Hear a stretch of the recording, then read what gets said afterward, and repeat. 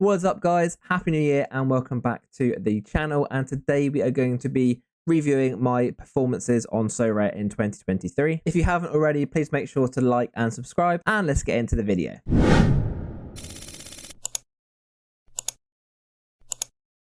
Okay guys, welcome back to the channel. So for today's video, we're going to be going through the gallery, having a look at all of the cards that I've won, how much ETH, looking through some mistakes that I made, purchases, transactions, all that sort of good stuff. And we're going to start with the cards that I won first of all. So overall, from the start of the year, we won 39 cards in total. The first couple of months, I wasn't really playing properly, I would say. Wasn't really focused on Sorare as a whole. So this is all really from February onwards. So what's that? 10 months overall, 39 cards. So basically 2 cards every month. A lot of limited cards as I was playing limited at the start of the year. And then towards the back of the year, we then started to actually win some rares as well. And as you can see from a lot of these cards, they are in that sort of tier 3 down to tier 5 range.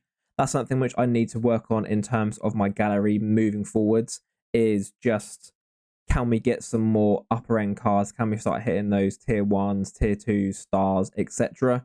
But yeah, a lot of these cards in that tier 3 to tier 5 range. Some still decent players in there. Clerk's quite a good second div player. Barris Yilmaz, Noah Lang, a few rares starting to actually pop up here. This was my best win, I believe, in terms of value. We sold him for about £130 when the J League was obviously playing. And yeah, similarly in rare, we are struggling to hit those higher end rares, but that is going to be something which we're going to work on moving forwards. But yeah, overall in the 2023 year, 39 card rewards. Not too bad. A decent run here towards the end of the year as well as we scroll up. Some more rares won there. And yeah, recently a good little streak here from game week 4 to 9 onwards. Actually 4 to 8. So 4 to 8, 4 to 9, 4 through 3, 435, 436, and 437, all winning card rewards, which is nice. And that has been won by my Saints collection. And in terms of the amount of ETH won, I went through and calculated how much ETH we had won and the price of that as well, which was £918.98. Coupled with the cards, I expect that's probably around about £200 worth of cards won last year. So probably about 1,100 in total yielded by my gallery. And my gallery as a whole is probably worth about £2,000. So by yielding 1,100, yielded just over half of the total gallery, which is quite nice. And in terms of purchases, one of the best purchases that I made was my Saints collection. Obviously, being a Saints fan, it's great to be able to put that Saints lineup out every week, watch the game, obviously want Saints to win, and then have some certain players that I'm really focused on and hoping they score well as well. We started collecting these players around May time, and they've just started to yield me very, very nicely the last sort of 6 to 8 weeks. Saints have been on a very, very good run in the championship, and I've started to work out how to actually play the collection best and how to get the most out of it. And yeah, the last couple of months, it's been yielding me a decent amount back. Another thing which I have done well is purchasing a second limited keeper, not from the collection, but it just means that whilst I'm using my Saints collection, I can use the spare Saints players in Cap 240 as well. So purchasing those older, cheaper goalkeepers like David Marshall, Steve Clark, mean that I can play the Saints collection in, for instance, 270 or All-Star, and then play all the spare parts in, for instance, Cap 240. And in terms of transactions in Rare, some things that have gone well for me have been getting rid of keepers at the right time. Dominic Schell plays for Austria Lustenau. They're currently bottom of the Austrian Bundesliga. So getting rid of him and then bringing in Henrik Bondman worked out well. Then getting the centre-back for Wolfsberger, Dominic Baumgartner, pairing him with Bondman has been something which has worked well for me moving forwards. And in terms of the forwards, getting rid of Jordan White plus some ETH for Guido Bergstaller, once again an Austrian Bundesliga player, worked out well. And yeah, just trying to be smart with the rares, getting rid of players as their price goes up. Bringing in players that have quite a lot of synergy has worked well. And yeah, just overall trying to buy and sell players at the right time. A great example of getting rid of players at the right time is this trade here, which was me getting rid of Ibrahim Sehik. He was someone that was heavily linked to the Saudi League. I saw the rumours probably a week prior to him actually leaving. And this was the trade that I then did. Steve Clark, I think, had about 10 fixtures left in the MLS season. We managed to get a few more games out of them because he got through to the playoffs and through to the final. But yeah, Sehik's value on that day was 295. That crashed massively, like all the way down to like £50. So this is a great example of getting rid of that risk, getting rid of someone that has been linked to the Saudi League and bringing in players that, even though they had less fixtures, still kept their value and still offered me great utility moving forward as well. And as always on Sorare, you can't get everything right.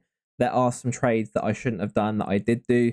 For instance, this trade here, I had Stefan Fry from Seattle, and I was in a sort of mindset of I want to have players in my gallery that I can use for a few years.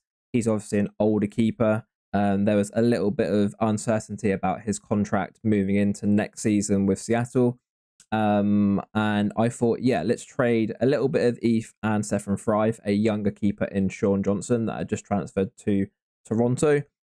Not only was Stefan Fry a better scorer overall, Fry has now signed, I believe, a 2-year contract with Seattle. Toronto last season were terrible, and also towards the end of the year, Sean Johnson got injured for pretty much the last like 10 to 15 games, I think. So yeah, overall, this was a trade that went very, very badly. And this trade was a prime example of spending too much time on Twitter and scouring through tweets and transfer rumors. I saw a tweet from a guy saying that this keeper had moved to a team. It meant that there's a good chance that his price would increase, a good chance of him being a starting keeper. What I didn't realize is that the team that he transferred to was a Bundesliga 3 team. And the reason that his price might increase is because they could then go up to the Bundesliga 2 next season. I didn't realize this. I paid well over the odds. I paid £51 for what was a like £10 card, basically.